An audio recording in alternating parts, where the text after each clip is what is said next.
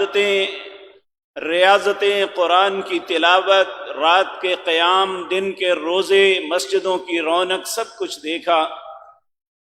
ایک عجیب بہار ہوتی تھی، لیکن اس دفعہ ایسا محسوس ہو رہا تھا جیسے ہم سے کچھ چھین لیا گیا ہے۔ مساجد میں رونق نہ ہونے کے برابر، ہر شخص اپنے دل میں خوف زدہ، اپنے گھروں میں دبکا ہوا۔ تاحال یہ کیفیت اسی طرح چل رہی ہے کہ ہمارا میڈیا ہر مسلمان کو اتنا خوف زدہ کر رہا ہے، حتیٰ کہ اس کا دل عبادت سے اچاٹ ہو گیا۔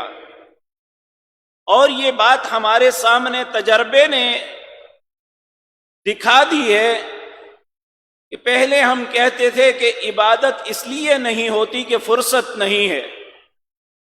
آج دن اور رات کی فرصت میں ہم نے کتنی عبادت کی ہے، یہ میں اور آپ اپنے دل سے پوچھ لیں۔ اور یہ بات ہمارے سامنے آئی ہے کہ عبادت فرصت کی وجہ سے نہیں، اللہ کی توفیق کی وجہ سے ہوتی ہے کہ اللہ رب العزت دل کے اندر نیکی کے جذبات ڈال دیں تو انسان کا دل اسی نماز پہ، اس روزے پہ، اس قیام پہ باغ باغ ہوتا ہے، وگرنہ اس پہ موت کی مردنی چھا جاتی ہے کہ اگر اسے نیکی کا حکم کر دیا جائے۔ میرے عزیز بھائیو، یہ یاد رکھیں، ہماری عزت و شرف، ہماری عزت و عظمت، یہ اللہ رب العزت کے حکم کے ساتھ منسلک ہے۔ آپ دیکھیں، یقین جانیے، آگے عید الاضحیٰ آ رہی ہے، حج کا موسم آ رہا ہے، ہر شخص مضطرب ہے کہ کیا ہوگا، حج ہوگا بھی نہیں یا نہیں ہوگا۔ جو لوگ زندگی کی پونجی اکٹھی کر کے بینکوں میں جمع کروا کے ان کی درخواستیں بھی نکل آئی ہیں، وہ بھی تذبذب کا شکار ہیں کہ آنے والے وقت ہمارے ساتھ کیا ہوگا، ہم اللہ کے گھر کی زیارت کر سکیں گے کہ نہیں، ہم بیت اللہ کا طواف کر سکیں گے کہ نہیں، ہم منا، مزدلفہ، عرفات میں اپنے رب سے اپنی خطاؤں کی معافی لے سکیں گے یا نہیں۔ ابھی ہر انسان تذبذب کا شکار ہے، لیکن حالات بتاتے ہیں کہ حقیقت بات یہ ہے کہ شاید رمضان کی طرح یہ معاملہ بھی اسی طرح گزر جائے۔ میرے عزیز بھائیو، ہمارے اندر قطعاً ابھی تک یہ سنجیدگی نہیں ہے کہ اللہ نے ہم سے اگر سجدے کا حق چھینا تو کیوں چھینا، اگر اللہ رب العزت نے مساجد میں آنا ہم سے چھڑوا دیا تو کیوں ایسا ہوا۔ تو بعض نیک اور صالح لوگوں کا مقولہ سامنے آتا ہے کہ جب اللہ رب العزت کسی قوم پہ ناراض ہوتے ہیں تو پھر اسے ڈنڈا پکڑ کے نہیں، اس سے سجدے کی توفیق چھین لیتے ہیں۔ آج ہماری کیفیت کچھ ایسی ہی بنی ہوئی ہے۔ میرے عزیز بھائیوں، وہ لوگ جو بہت ہی اچھے، جن کی زندگی ترتیب کے ساتھ نمازیں پڑھتی ہوئی گزرتی تھی، جو باجماعت نماز مس نہیں کرتے تھے، مہینوں سے مساجد میں انہوں نے منہ نہیں دکھایا، یہ سب کچھ کیوں ہے؟ میرے عزیز بھائیوں، آج کے دن میں آپ کی تسلی کے لیے، اپنی تسلی کے لیے کچھ ایسی باتیں عرض کرنا چاہتا ہوں، شاید اللہ ان باتوں کی وجہ سے ہمارے ایمان میں اضافہ فرما دے۔ میرے عزیز بھائیوں، عرب کے اندر ایک بستی ہے جس کا نام یثرب تھا۔ یثرب، جس کا اب نام مدینۃ الرسول ہے صلی اللہ علیہ وسلم، اور ہر مسلمان کے ایمان کی علامت یہ ہے کہ اگر اس کے دل میں اس شہر کی محبت ہے تو وہ اس ترازو پہ اپنے ایمان کو تول سکتا ہے۔ اگر وہ اپنے دل میں مدینۃ الرسول کی محبت نہیں رکھتا تو اسے اپنے ایمان پر رونا چاہیے، گڑ گڑانا چاہیے، اپنی اصلاح کرنی چاہیے کہ اللہ نے میرے دل کو ایمان سے خالی کر دیا ہے۔ تو وہ بستی جس کا نام یثرب تھا، یثرب کا مطلب ہے مصیبتوں کی اما جگہ، وہ جہاں مصیبتیں ہی ہوتی ہیں، جہاں رہنے والے بیماریوں میں مبتلا تھے، اللہ رب العزت نے اس شہر کو عزت و شرف کیوں دیا؟ اس شہر سے مصیبتیں کیوں ٹلی؟ اس شہر کا بخار کیوں وہاں سے چلا گیا؟ اس شہر میں برکت کیوں نازل ہوئی؟ قیامت تک کے لیے اللہ نے ہر آفت سے کیوں اسے محفوظ کر دیا گیا؟ آج کی مجلس میں سوچے تو صحیح، شاید اس رستے کو ہم بھی اپنائیں، ہمارے گھروں سے بھی مصیبتیں ٹل جائیں، ہمارے کاروبار، ہمارے معاملات جو ناگہانی آفات کی وجہ سے جنہوں نے ہمیں توڑ کے رکھ دیا ہے، شاید ہمارے لیے کوئی خیر اور اصلاح کا رستہ نکل آئے۔ میرے عزیز بھائیوں، جب ہم تاریخ مدینہ کو دیکھتے ہیں تو ہمیں پتہ چلتا ہے یہ نوح علیہ السلام کے پوتوں میں سے ایک پوتا تھا جس نے اس شہر کو آباد کیا، اور اس وقت سے لے کر جناب محمد الرسول اللہ صلی اللہ علیہ وسلم کی آمد تک یہ نہ صرف بیماریوں کی جگہ ہی نہیں تھی، بلکہ یہاں دو خاندان آباد تھے، ایک اوس اور ایک خزرج، دونوں ایک دوسرے کے جانی دشمن تھے اور اتنے قتل کر چکے تھے ایک دوسرے کے کہ شاید دنیا کی تاریخ اس بات پہ سوچتی ہے کہ یہ کیسے ممکن ہوا کہ وہ لوگ جو ایک دوسرے کو دیکھ نہیں سکتے تھے، جو کبھی انسان ہونے کے ناطے ایک دوسرے سے محبت کی بات کرنے کے لیے تیار نہیں تھے، آخر وہ کون سا نسخہ استعمال ہوا کہ وہ سب بھائی بھائی بن گئے؟ اور اللہ رب العزت قرآن کریم میں کہتے ہیں اگر مال کے ساتھ محبت ملنی ہوتی تو میں تمہیں بتاتا ہوں لو انفقت ما فی الارض جمیعا ما الفت بین قلوبہم، اگر آپ زمین کے سارے خزانے لے کے ان دونوں خاندانوں میں بانٹ دیتے، اوس کو بھی دے دیتے، خزرج کو بھی دے دیتے، اور انہیں کہتے کہ دوستی کر لو، آپس میں بھائی بھائی بن جاؤ، لو انفقت ما فی الارض جمیعا، زمین میں جتنے خزانے ہیں، سونا ہے، چاندی ہے اور معدنیات ہیں جس کی قیمت ممکن نہیں کوئی انسان کیلکولیٹ کر سکے، کہا لو انفقت ما فی الارض جمیعا ما الفت بین قلوبہم، آپ ان کے دلوں میں الفت نہیں ڈال سکتے تھے، آپ ان کی صلح نہیں کروا سکتے تھے، مال کے ساتھ صلح نہیں ہوتی، معیشت کی استحکام کے ساتھ صلح نہیں ہوتی، معاشروں کی اصلاح جو ہے اس کی اصلاح کا طریقہ کچھ اور ہے، وہ کیا ہے؟ وَلَكِنَّ اللَّهَ أَلَّفَ بَيْنَ قُلُوبِهِمْ، اللہ نے ان کے دلوں میں الفت ڈالی، اور الفت کس نے کری؟ صلح کس نے کروائی؟ جناب محمد الرسول اللہ نے۔ اور اس کا سبب کیا بنا؟ میرے عزیز بھائیوں، نبی کریم صلی اللہ علیہ وسلم نے جب مکہ مکرمہ میں اپنی نبوت کا اعلان کیا تو 13 سال تک اہل مکہ نے کون سی اذیت اور تکلیف تھی جو نبی مکرم کو نہ دی ہو؟ حتیٰ کہ اگر آپ دیکھیں نماز پڑھنا، اگر آپ نماز پڑھنے تشریف لائے ہیں تو اس میں مجھے کیا تکلیف ہے؟ آپ نماز پڑھ کے تشریف لے جائیں گے، مجھے کیا تکلیف ہے کہ میں آپ کو اذیت دوں؟ لیکن کافر کے دل میں بغض ہوتا ہے مسلمان کا، وہ نہیں چاہتا کہ اس کا تعلق اپنے رب کے ساتھ ہو۔ نبی مکرم صلی اللہ علیہ وسلم کے ساتھ یہاں تک ہوا کہ ایک دن آپ حرم کے صحن میں بیت اللہ کے سامنے اپنے رب کے حضور سجدے میں پڑے ہوئے تھے تو ابو جہل خناس نے آپ کے اوپر اونٹ کی اوجڑی رکھ دی۔ یہ اتنی اذیت اور کرب دیتے۔ نبی کریم صلی اللہ علیہ وسلم جب بھی حج کا موسم آتا تو آپ عرفات میں منا میں چلے جاتے ہیں، منا میں سب حجاج اکٹھے ہوتے ہیں، کئی دن تک وہاں رہتے ہیں، تو نبی کریم مختلف ممالک، مختلف شہروں کے آئے ہوئے جو وفد ہوتے ان سے ملاقات کرتے ہیں، انہیں دعوت اسلام دیتے ہیں۔ اسلام کی دعوت دینے کے بعد اگر کوئی تھوڑا سا مائل ہوتا تو کہتے آپ ہمیں جگہ دو، میری مدد کرو تاکہ میں دین اسلام کو پھیلانے کا سبب بن جاؤں۔ تو کفار کا پروپیگنڈا اتنا شدید تھا، وہ نعوذ باللہ لوگوں میں پھیلایا ہوا تھا، یہ ایک مجنوں، نعوذ باللہ پاگل شخص ہے، اس کی بات کی طرف کوئی توجہ نہ دے۔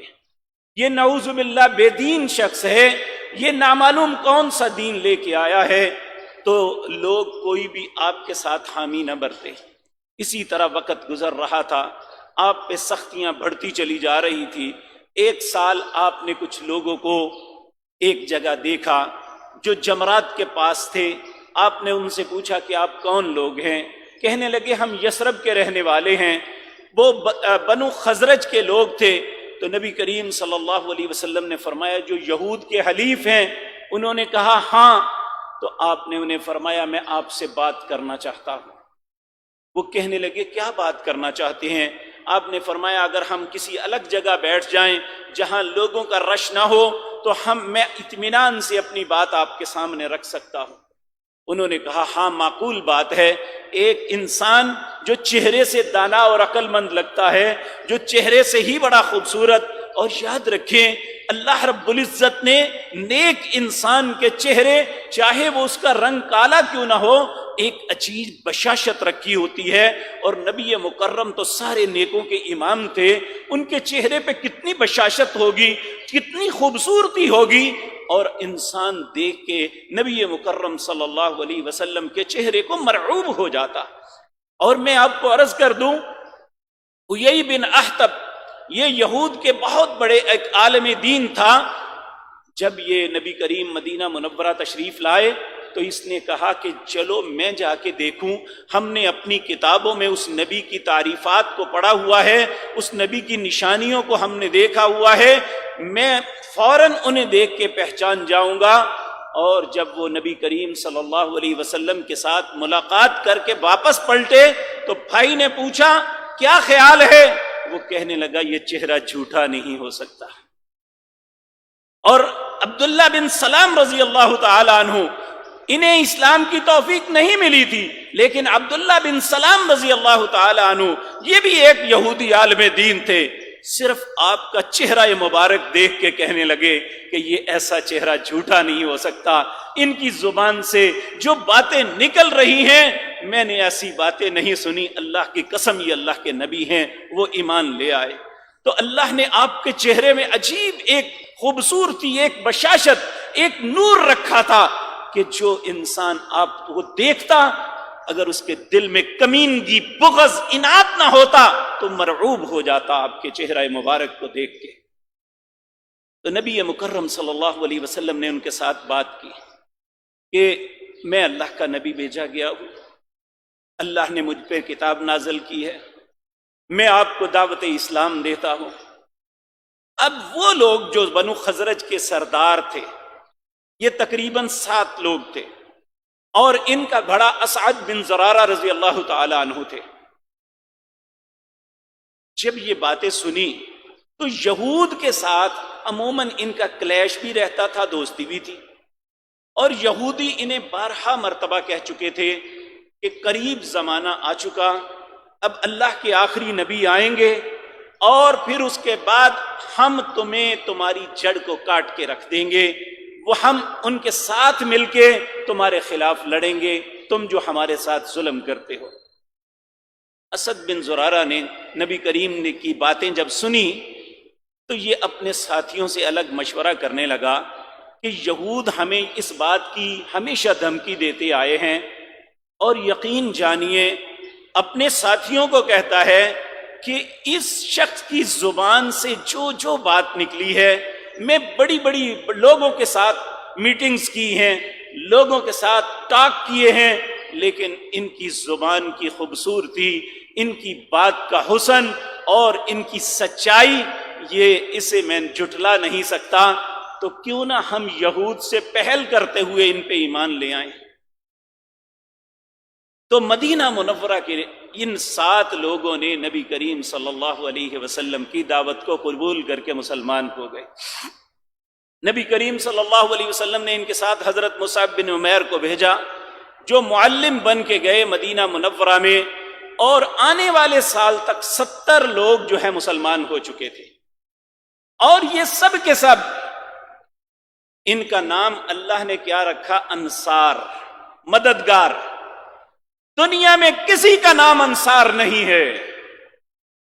انصار ہیں جناب محمد الرسول اللہ صلی اللہ علیہ وسلم کے، تو مدینہ کے لوگ ہیں۔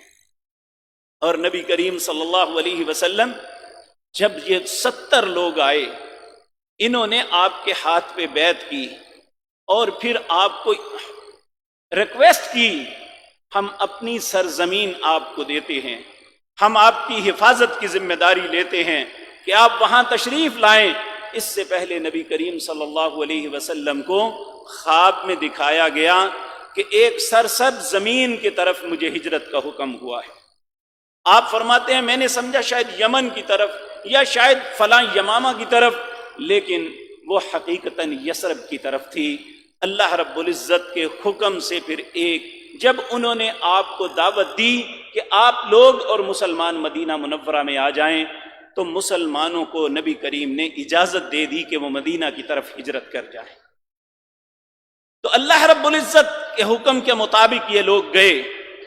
اب وہ بستی جس طرح میں آغاز میں عرض کر چکا ہوں، جس میں کلیش عروج پہ تھا، قتل و غارت کری تھی، اور انسان ایک دوسرے پہ ظلم کرنا اپنا حق سمجھتے تھے، جہاں مصیبتیں ہر جگہ ڈیرے جمائے بیٹھی تھی، جہاں ہر آنے والے وقت میں ایک نئی بلا پھوٹتی تھی، ایک نئی وبا آتی تھی، اور ہر موسم میں موسمی بخار آتا تھا جس سے بے شمار لوگ مبتلا ہو جاتے تھے۔ اب انہوں نے جب اللہ کے دین کی مدد کا بیڑا اٹھایا، جب انہوں نے اسلام کے بانی جناب محمد الرسول اللہ صلی اللہ علیہ وسلم کی مدد کرنے کا ٹھانا، اور یقیناً اپنے مال اور اپنی جان تک رسول اللہ صلی اللہ علیہ وسلم اور اسلام کے لیے لٹا دی، اللہ ان کی قبروں کو نور سے بھر دے۔ یہ وہ لوگ تھے جن کی وجہ سے کہ انہوں نے اسلام کے مددگار بن گئے اور اسلام کے ساتھی بنے، رسول اللہ صلی اللہ علیہ وسلم کو مدینے کی دعوت دی۔ پھر ایک دن ایسا بھی آیا، نبی مکرم صلی اللہ علیہ وسلم، سختی بہت تھی، آپ گھر سے ہی نہیں نکلتے، آپ یا رات کو نکلتے یا فجر سے پہلے، اور خصوصاً سیدنا ابو بکر جو آپ کے بہت قریبی دوست تھے، آپ ان کے پاس ضرور جاتے۔ ایک دن جب مسلمان وہاں سے نکلنے لگے تو ابو جہل نے اپنے مکہ مکرمہ کے لوگوں کو جمع کیا کہ یہ تو نکلتے جا رہے ہیں، ہمیں ان کی جڑ کاٹنی چاہیے۔ کسی نے کہا کہ رسول اللہ کو قید کر دیں، یہ قید میں ہی نعوذ باللہ بھوک کے ساتھ تڑپ تڑپ کے فوت ہو جائیں۔ کچھ نے کوئی مشورہ کیا، کہنے لگا نہیں، مجھے تمہارا مشورہ پسند نہیں، میں تمہیں بتاتا ہوں کہ ہر قبیلے کا ایک طاقتور نوجوان لو، اس کے ہاتھ میں تلوار پکڑاؤ، سب یکبارگی میں حملہ کریں، اور جب یہ ایک دم حملہ کر کے نعوذ باللہ نبی مکرم کو شہید کر دیں گے تو بنو ہاشم کو پتہ ہی نہیں چلے گا کس کی تلوار سے آپ کی شہادت ہوئی ہے۔ تو وہ ہم سارے قبائل سے جو ہے مقابلہ نہیں کر سکیں گے۔ جب انہوں نے یہ پلاننگ بنائی تو اللہ نے بھی ایک پلاننگ بنا لی۔ اللہ کہتے ہیں وَيَمْكُرُونَ وَيَمْكُرُ اللَّهُ، ایک تدبیر انہوں نے کی اور ایک تدبیر رب نے کی، لیکن واللہ خیر الماکرین، اللہ کی تدبیر سب سے زیادہ کامل ہوتی ہے۔ میرے عزیز بھائیوں، کاش آج میں آپ کو دعوت فکر دیتا ہوں، ہمیں اس ماسک پہ تو بڑا بھروسہ ہے، ہمیں سینیٹائزر پہ بڑا بھروسہ ہے، ہمیں جو ہے گھر میں چھپ کے بیٹھ جانے پہ بڑا بھروسہ ہے۔ کاش اتنا بھروسہ ہم اپنے رب پہ کر لیتے تو یہ مصیبت یہاں تک نہ پہنچتی۔ تو میرے عزیز بھائیوں، جب انہوں نے نبی مکرم صلی اللہ علیہ وسلم، ان کو گھیرا ڈال دیا گیا، اب نکلنا ناممکن ہے، لیکن رب کی تدبیر غالب ہوتی ہے، رب کی تدبیر غالب ہوتی ہے، کوئی رستہ نہیں، چاروں طرف سے دو لوگ ہیں اندر، بلکہ اکیلے ہیں رسول اللہ صلی اللہ علیہ وسلم۔ سیدنا ابو بکر کو بعد میں گھر سے لیا گیا، اکیلے ہیں گھر میں، گھر کی خواتین ہیں کچھ، اور پورے مسلح ہو کے مکے کے جو بڑے طاقتور نوجوان تھے کھڑے ہیں۔ اب اللہ کی تدبیر شروع ہونے لگی ہے۔ اللہ رب العزت نے آپ سے کہا کہ اپنے ہاتھ میں مٹی پکڑو اور آپ مٹی پکڑ کے شروع ہوتے ہیں یاسین والقرآن الحکیم انک لمن المرسلین علی صراط مستقیم تنزیل العزیز الرحیم لتنذر قوما ما انذر آباؤهم فهم غافلون لقد حق القول على اکثرهم فهم لا يؤمنون انا جعلنا في اعناقهم اغلالا فهي الى الاذقان فهم مقمحون وجعلنا من بين ايديهم سدا ومن خلفهم سدا فاغشيناهم فهم لا يبصرون. جب اس آیت پہ پہنچے تو آپ بار بار اسے پڑھتے ہوئے باہر نکلنا شروع ہو گئے. اس آیت کا مطلب کیا ہے؟ وجعلنا من بين ايديهم سدا، اے اللہ ان کے آگے بھی دیوار بنا دے، وَمِنْ خَلْفِهِمْ سَدًّا ان کے پیچھے بھی دیوار بنا دے، فَأَغْشَيْنَاهُمْ فَهُمْ لَا يُبْصِرُونَ انہیں اندھا کر دے یہ دیکھ نہ سکے. نبی کریم نے مٹی پھینکی. اللہ رب العزت کہتے ہیں وَمَا رَمَيْتَ إِذْ رَمَيْتَ وَلَكِنَّ اللَّهَ رَمَى. اے میرے نبی مٹی تو آپ نے پھینکی تھی لیکن سب کی آنکھوں میں تیرے رب نے ڈالی تھی. وَمَا رَمَيْتَ إِذْ رَمَيْتَ وَلَكِنَّ اللَّهَ رَمَى. تو نبی مکرم باہر نکلتے ہیں یہ پڑھتے ہوئے. آج میں آپ کو عرض کر دوں، آپ اگر خدا نخواستہ اللہ آپ سب کی حفاظت فرمائے، سب کے گھروں کی اولادوں کی حفاظت فرمائے، اگر کسی مشکل میں درپیش ہو جاتے ہیں، آپ حق پہ ہیں، کوئی آپ کو تنگ کر رہا ہے، آپ اس سے خوف زدہ ہیں، آپ اس آیت کی تلاوت کریں وَجْعَلْنَا مِن بَيْنِ أَيْدِيهِمْ سَدًّا وَمِنْ خَلْفِهِمْ سَدًّا فَأَغْشَيْنَاهُمْ فَهُمْ لَا يُبْصِرُونَ. وہ کوشش کے باوجود، طاقت اور قوت کے باوجود آپ کو ایذا نہیں دے سکے گا. یہ رسول اللہ کی سنت ہے. اللہ رب العزت نے یہ آیتیں آپ کو شاید اسی لیے دی تھی. اللہ ہمیں اپنی کلام پہ اعتبار کرنے کی توفیق عطا فرما دے. یہ یقین کامل کے ساتھ سب کچھ ہوتا ہے. تو میرے عزیز بھائیوں، آپ یہ دیکھ لیں دنیا میں ایک عقلی بات ہے، جس ڈاکٹر پہ آپ کا ذہن مطمئن نہیں ہے، جس حکیم پہ آپ کا دل نہیں اٹکا، آپ کو زبردستی بھی کو جا کے وہاں سے دوا لے دے آپ کو آرام نہیں آئے گا. کیوں؟ آپ کا یقین ہی نہیں ہے. تو جب ایک شخص پہ آپ کا یقین ہے تو اس نے وہی دوا بے شک دی ہو آپ کو صحت مل جائے گی. کیوں؟ یقین ہے آپ کا اس پہ. اسی طرح میرے عزیز بھائیوں، اسلام کے جتنے احکامات ہیں، اسلام کی جتنی عزتیں ہیں، یہ اللہ پہ یقین کے بعد ملتی ہیں. اگر انسان متزلزل ہے، پتہ نہیں میرا رب کرے گا یا نہیں، پتہ نہیں ہمارے ساتھ ہوگا یا نہیں، تو پھر نہیں ہوگا. تو نبی کریم صلی اللہ علیہ وسلم آپ جیسا یقین کامل کس کا ہو سکتا ہے؟ آپ نکلے باہر وَجْعَلْنَا مِن بَيْنِ أَيْدِيهِمْ سَدًّا وَمِنْ خَلْفِهِمْ سَدًّا فَأَغْشَيْنَاهُمْ فَهُمْ لَا يُبْصِرُونَ. اللہ نے سب کو اندھا کر دیا. آپ نکل گئے، وہ ڈھونڈتے ہی رہ گئے. اللہ نے اپنے پیارے حبیب جناب محمد الرسول اللہ صلی اللہ علیہ وسلم سے وعدہ کیا تھا وَاللَّهُ يَعْصِمُكَ مِنَ النَّاسِ. اے میرے نبی میں ان سب سے تمہیں بچاؤں گا. کسی کی جرت نہیں کہ آپ پہ ہاتھ اٹھائے. نبی مکرم وہاں سے نکل کے ہجرت کر کے مدینہ منورہ پہنچ جاتے ہیں اور آپ مدینہ کی سرداری آپ کے سر پہ اس کا تاج رکھا جاتا ہے. تاج سے مراد یہ تاج جو ہمارے بادشاہوں کے ہوتے ہیں وہ نہیں سمجھیں، یہ ایک استعاری بات ہے. نبی مکرم صلی اللہ علیہ وسلم مدینہ کے حاکم بن جاتے ہیں. تو اب مدینہ منورہ کی بیماری مصیبتوں کے ٹلنے کا آغاز یہاں سے ہوتا ہے. وہاں کی مصیبتوں کے خاتمے کا آغاز یہاں سے ہوتا ہے. آپ نے جو سب سے پہلا خطبہ، صدارتی خطبہ بحیثیت سربراہ مملکت اہل مدینہ کے سامنے دیا، اس میں 5 باتیں بتائی. نمبر 1، آپ نے فرمایا افشی السلام، لوگوں سلام کو عام کر دو. آج اس بیماری میں کیا کہا جا رہا ہے کہ کسی سے ہاتھ نہ ملاؤ. نبی کریم نے فرمایا جب ایک مسلمان دوسرے سے سلام کرتا ہے اور جب دونوں ہاتھ ملا کے 2 ہاتھ الگ نہیں ہوتے اللہ دونوں کے گناہ معاف کر دیتے ہیں. ہمیں کہا جا رہا ہے ہاتھ نہیں ملائیں. میرے بھائیوں، میں دکھ کے ساتھ یہ بات عرض کر رہا ہوں، کسی کے لیے بری سوچ نہیں، اللہ سب پہ رحم فرما دے۔ جتنے لوگوں نے اپنے آپ کو آئسولیٹ کر لیا صحت کے باوجود، وہ اتنا ہی زیادہ اس تکلیف میں مبتلا ہوئے،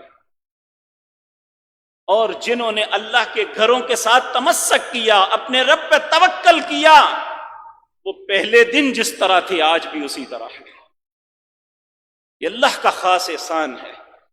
کوئی کیا کہتا ہے مجھے نہیں اس کی پرواہ، لیکن اللہ ذوالجلال کے ہاتھ میں ہے، صحت اور عافیت بھی اس کے ہاتھ میں ہے، اس کے حکم کے سامنے کوئی چیز دم نہیں مار سکتی۔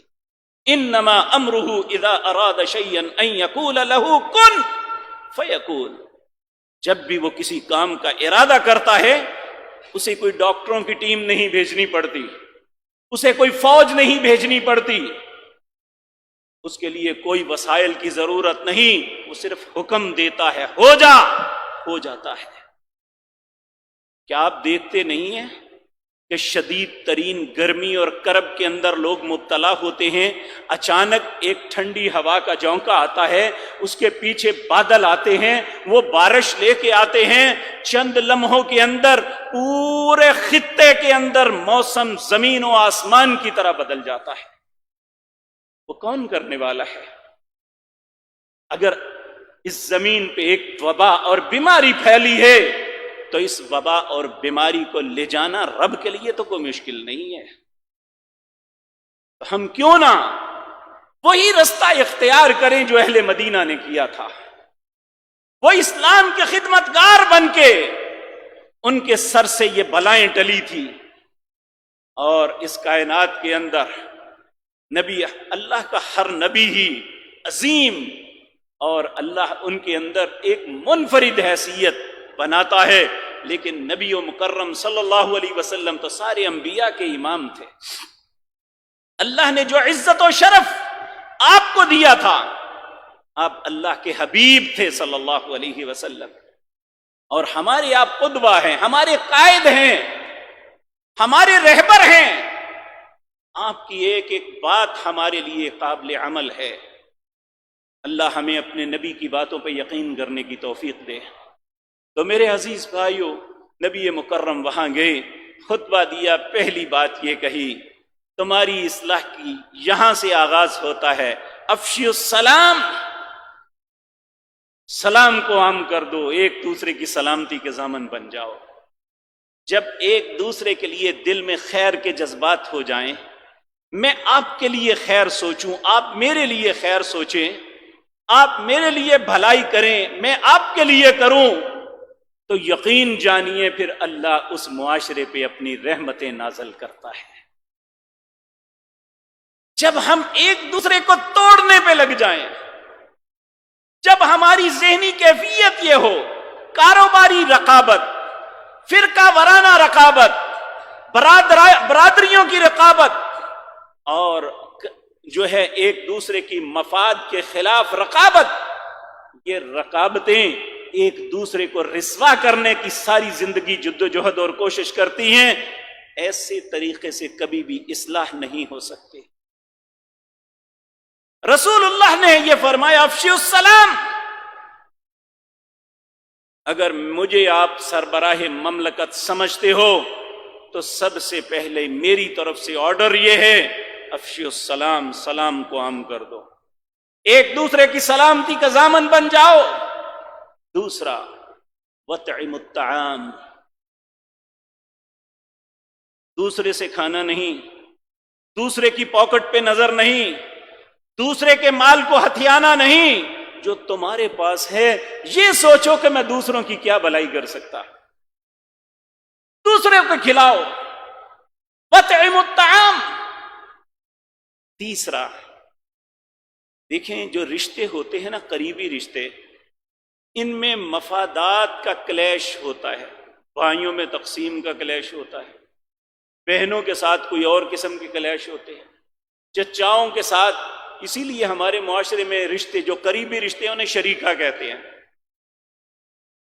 تو اللہ کے پاک پیغمبر نے فرمایا، وصل الارحام، صلہ رحمی کرو۔ اولو الارحام کون سے رشتے ہیں؟ جو دادی اور نانی کی اولاد ہوتے ہیں، یعنی ننہال بھی ددہال بھی، نانی اور دادی کی جتنی اولاد ہے وہ اولو الارحام ہیں۔ بھائی ان کے ساتھ خیر کرو۔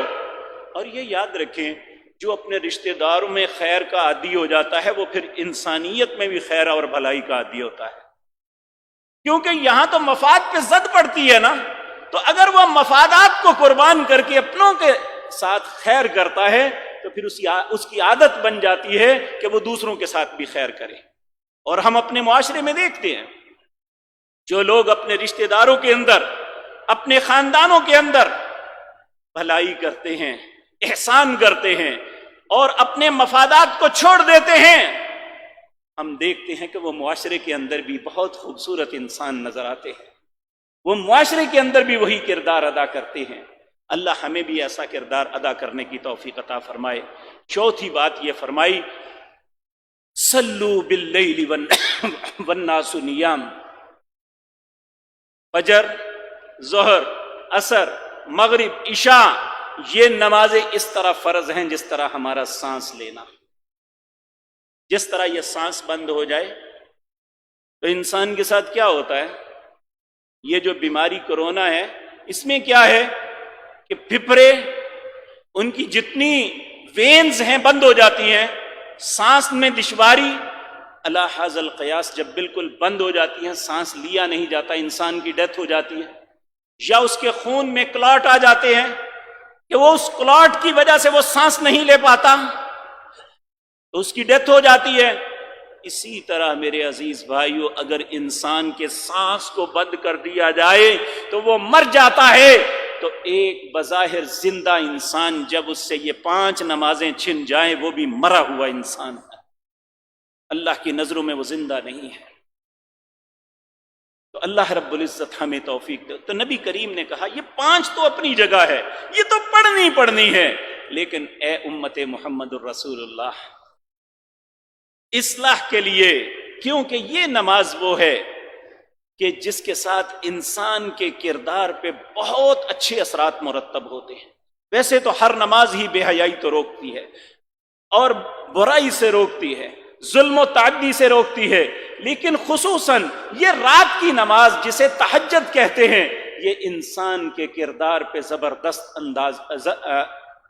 اثر انداز ہوتی ہے۔ اللہ رب العزت ہمارے نصیب میں کر دے۔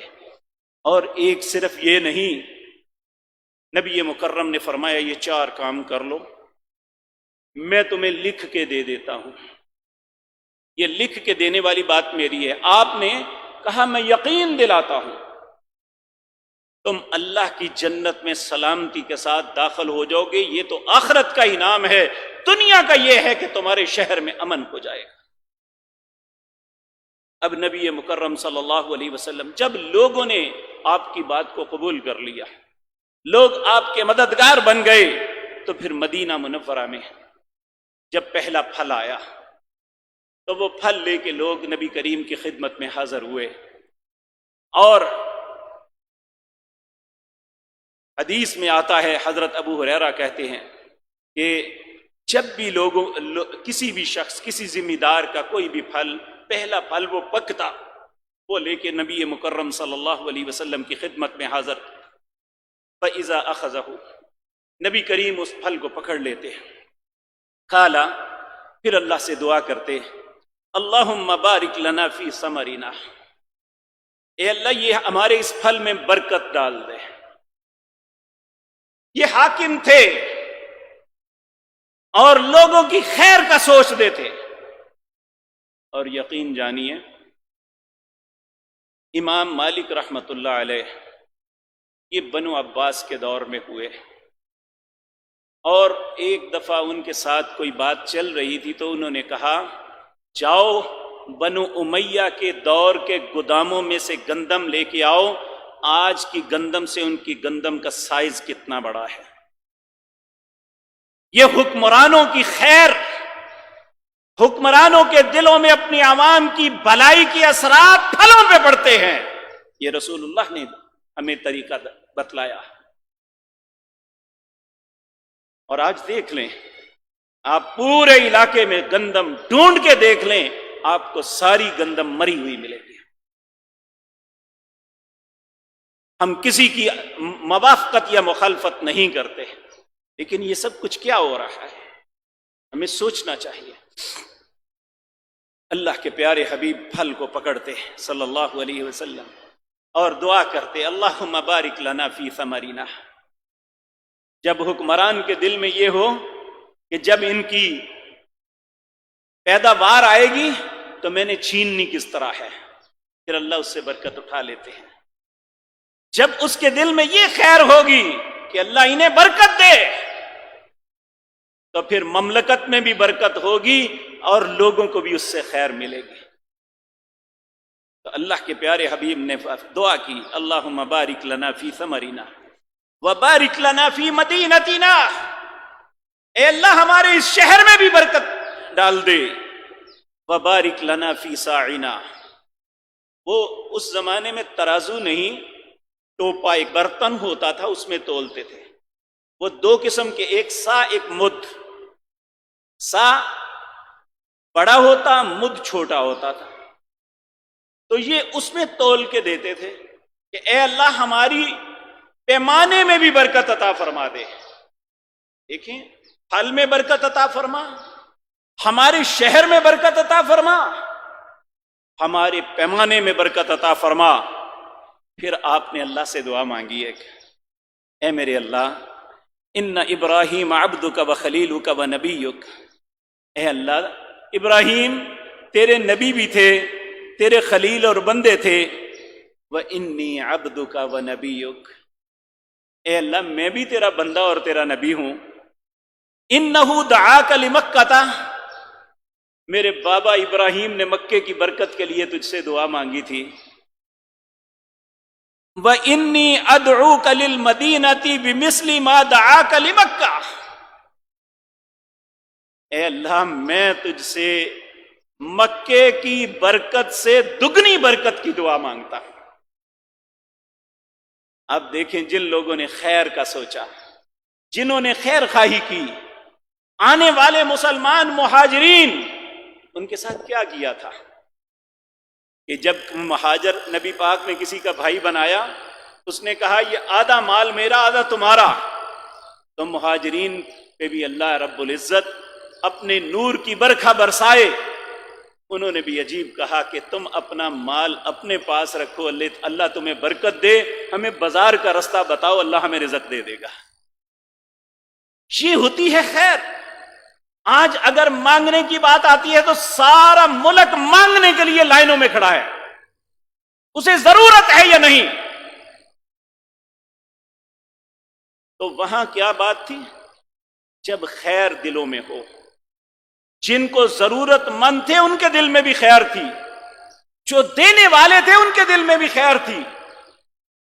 حتیٰ کہ قربانی اور اثار کا معاملہ یہ تھا، عبد الرحمن بن عوف رضی اللہ تعالی عنہ، آپ نے جس انصاری کا بھائی بنایا تو اس نے کہا عبد الرحمن یہ فلاں فلاں پراپرٹی ہے، لکھ کے لے آیا، آدھی تمہاری آدھی میری، میرے گھر میں 2 بیویاں ہیں، تم مہاجر بن کے لٹے پٹے آئے ہو، ایک بیوی کو طلاق دیتا ہوں تم رکھ لو۔ تو یہ نہیں کہا تھا مل رہا ہے مفت کا مال لے لو، کہا اللہ تجھے تیری بیوی بھی مبارک کرے، تیرا مال بھی مبارک کرے، اللہ تجھے بہت برکتیں نازل فرمائے، مجھے بازار کا رستہ بتاؤ۔ اور پھر چند دنوں کے بعد ان کی اس خودداری، اس بات پہ ان کا رب اتنا راضی ہوا کہ وہ دیکھتے رہے عبد الرحمن بن عوف جو ہے وہ جس طرح آج ہم کہتے ہیں اربوں کے مالک، حقیقت بات ہے اربوں کے مالک۔ اس زمانے کے مطابق سیدنا عبد الرحمن بن عوف رضی اللہ تعالی عنہ، انہوں نے ان کی پراپرٹی جب تقسیم ہوئی تھی تو کہتے ہیں ایک ایک بیوی، 4 بیویاں، ایک ایک بیوی کو 1/8 کا چوتھا حصہ 54 کروڑ روپے کے برابر آیا تھا۔ اور کیا راس لے کے نکلے تھے؟ یہ خیر ہے۔ معیشت اس طرح بہتر ہوتی ہے جب انسان ایک دوسرے کی خیر کا سوچے، جب یہ سوچیں کہ ملاوٹ کر کے ہم نے یہ سب کچھ کرنا ہے، جب یہ سوچیں کہ دوسرے کو دھوکہ دے کے ہم نے لینا ہے، جب یہ سوچیں کہ یہ سا معاملہ اس طرح کرنا ہے، میرے بھائیو شاید ہمارے معاشرے میں یہ مثال نہ ملے۔ ہمارے ایک دوست، ان کی بہت بڑی ریاض میں دکان ہے، یہاں گجرانوالہ سے تعلق رکھتے ہیں۔ ایک دن مجھے کہنے لگے میں ایک عجیب بات بتاؤں، آپ نے کبھی زندگی میں نہیں سنی ہوگی۔ کہتا ہے میں اپنے سامنے ایک دکان پہ بیٹھا ہوا، اس پہ وہ مسلسل 1 2 3 گاہک اس نے بکتائے، چوتھا گاہک آیا، اس نے کہا مجھے یہ چیزیں چاہیے، وہ کہنے لگے وہ سامنی دکان سے لے لو۔ وہ چلا گیا سامنی دکان پہ، تو میں نے اسے کہا تیرے پاس یہ بھی پڑی ہوئی ہے، یہ بھی پڑی ہوئی ہے، یہ بھی پڑی ہوئی ہے، تو نے اسے وہاں کیوں بھیجا؟ وہ کہنے لگا دیکھ میں اب تک 3 گاہکوں سے پیسے جو ہے لے چکا ہوں، مجھے رزق مل چکا ہے، لیکن وہ میرا بھائی صبح سے فارغ بیٹھا ہے، میں نے کہا کہ ایک گاہک اس کے پاس بھیج دوں، اللہ اسے بھی رزق دے دے۔ جب یہ سوچ ہو جائے میرے بھائیو، یہ وہ نبی کی قوم ہے، ان کے اندر صفات ہیں۔ آج بھی ہم عربوں کو گالیاں تو بہت نکالتے ہیں، لیکن ان کے اندر جو صفات ہیں شاید ہمارے دور دور کبھی نظر نہ آئیں۔ کیا آج تک کبھی سنا ہے کہ گاہک آیا ہو میں کہوں نہیں میرے ساتھ والے بھائی نے نہیں، صبح سے وہ فارغ بیٹھا ہے میں اسے دے دوں؟ کہتے ہیں وہ مرتا ہے تو مرے، مجھے ملنا چاہیے۔ میرے بھائیو، نبی کریم صلی اللہ علیہ وسلم کی تعلیمات وہ تھی۔ مدینہ تو رسول کیوں بنا تھا؟ وہاں کی بیماریاں کیوں ختم ہوئی تھی؟ اسی خیر کی وجہ سے۔ حاکم عوام کے متعلق خیر خواہ تھے، اور عوام اپنے حاکم کے ساتھ مخلص تھے، اور مسلمان ایک دوسرے کے ساتھ خیر کرتے تھے۔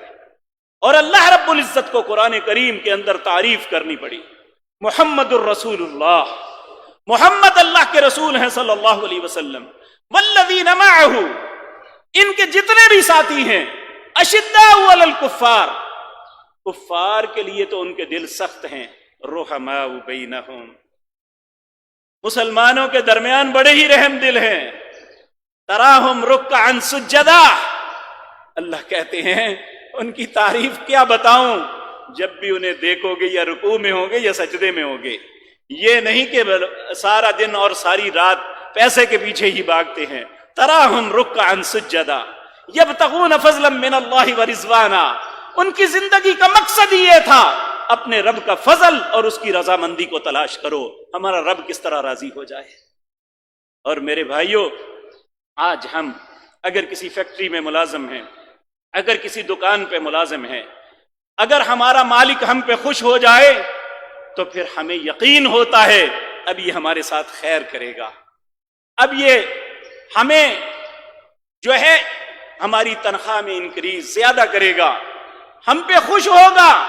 تو میرے بھائیو، جب ہم اپنے رب کے رضامندی کو تلاش کریں گے، جس طرح صحابہ نے کی، اللہ رب العزت نے قرآن کے اندر کہا محمد الرسول اللہ والذین معہ اشداء علی الکفار رحماء بینہم تراہم رکعا سجدا یبتغون فضلا من اللہ ورضوانا سیماہم فی وجوہہم من اثر السجود، ان کے چہروں پہ شرابیوں کی طرح پھٹکار نہیں ہوگی، ان کے چہروں پہ رشوت کی پھٹکار نہیں ہوگی، ان کے چہروں پہ ظلم تعدی کی پھٹکار نہیں ہوگی، تراہم رکعا سجدا یبتغون فضلا من اللہ ورضوانا سیماہم فی وجوہہم من اثر السجود، ان کے چہروں پہ اگر تمہیں کچھ نظر آئے گا تو سجدوں کے نشان نظر آئے گا۔ اس لیے اللہ نے خیر کی تھی، اس لیے اللہ رب العزت ہر معاملے میں انہیں برکتیں دیتا تھا، اللہ ہر مصیبتیں ان سے اٹھاتا تھا، جس جگہ رہتے تھے اللہ اس جگہ پہ برکت نازل فرما دیتا تھا۔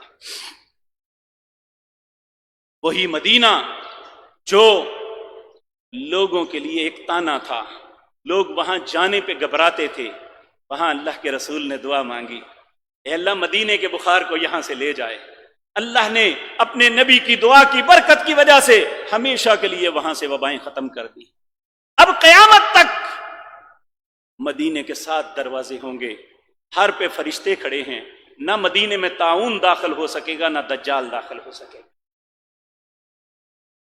تو میرے عزیز بھائیوں، ہمارے لیے بھی قیامت تک جو بھی اہل ایمان ہیں، جو اہل اسلام ہیں، انہیں معیار بتا دیا کہ جس کے دل میں مدینہ منورہ کی محبت ہے، مدینہ منورہ کی محبت کا سبب اس لیے ہے کہ ان لوگوں نے رسول اللہ کی مدد کی، اور پھر رسول اللہ نے اپنے شہر کو ہمیشہ کے لیے خیر باد کہہ دیا، اور آپ کا جسد اطہر اسی مدینہ کے اندر مدفون ہے۔ اور اللہ نے فرمایا، اے امت محمد الرسول اللہ صلی اللہ علیہ وسلم، اگر تم نیکی کا ارادہ کرتے ہو، نیکی کے لیے سفر کرنا چاہتے ہو، صرف 3 جگہوں کی اجازت ہے تمہیں، وہاں سفر کر سکتے ہو۔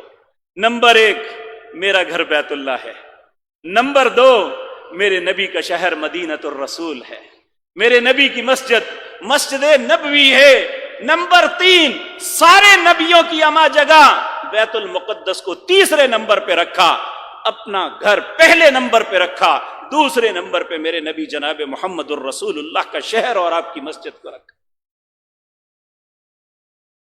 اس طرح مکے میں جانا نیکی ہے، اسی طرح مدینہ منورہ میں آپ نے فرمایا صلاۃ مسجدی ھذا، لوگوں میری مسجد کے اندر جو نماز پڑھے، میری مسجد کے اندر جو نماز پڑھے، خیر، وہ بہتر ہے، من 1000 صلاۃ، دوسری مسجدوں میں 1000 نمازیں پڑھ لو، میری مسجد میں ایک نماز پڑھنا اس 1000 سے بہتر ہے۔ یہ برکتیں کہاں کیوں ملی، کیوں آئی برکتیں؟ رسول اللہ کی دعاؤں کی وجہ سے، لوگوں کی خیر کی وجہ سے، اسلام کی مدد کی وجہ سے۔ آج اگر ہم بھی چاہتے ہیں کہ ہمارے شہروں میں امن آ جائے، ہم بھی چاہتے ہیں ہمارے گھروں میں سکون آ جائے، ہماری مصیبتیں ٹل جائیں، ہمیں بھی اپنے پیارے نبی جناب محمد الرسول اللہ کا رستہ اختیار کرنا ہے، آپ کے صحابہ ان کا طریقہ اختیار کرنا ہے۔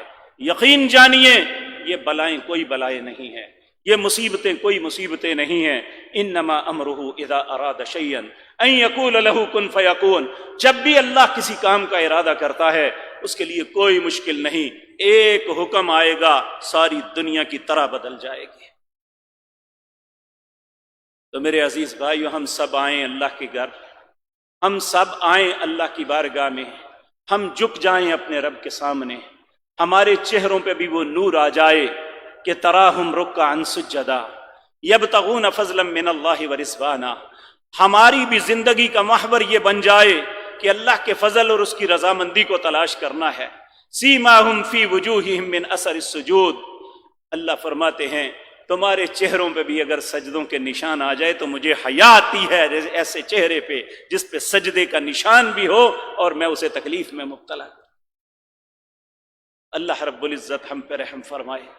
تو میرے بھائیو، ہمارے سامنے مدینۃ الرسول جس کا نام یثرب تھا، مصیبتوں کی جگہ تھی، وہ ہمارے لیے ایک خوبصورت نمونہ ہے کہ اللہ نے اگر اس شہر کو بدل دیا، اس کی فضا کو بدل دیا، اس کے معاملات کو بدل دیا، قیامت تک کے لیے بابرکت بنا دیا، تو کیا ہم اگر اس رستے پہ چلیں گے تو ہماری مصیبتیں نہیں ٹلیں گی؟ انشاءاللہ ضرور ٹلیں گی۔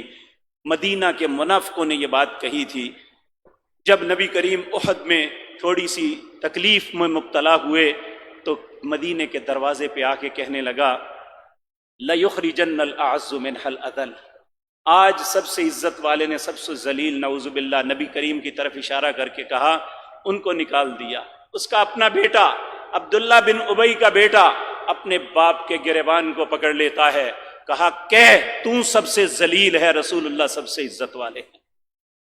اس کی زبان پہ لفظ نہیں آ رہے تھے، آسمان سے اللہ نے وحی کر کے کہا وَلِلَّهِ الْعِزَّةُ وَلِرَسُولِهِ وَلِلْمُؤْمِنِينَ وَلَكِنَّ الْمُنَافِقِينَ لَا يَعْلَمُونَ، یہ نہیں کہتا تو نہ کہے، تیرا رب کہتا ہے عزت اللہ کے لیے ہے، عزت اس کے رسول کے لیے ہے، عزت اہل ایمان کے لیے ہے۔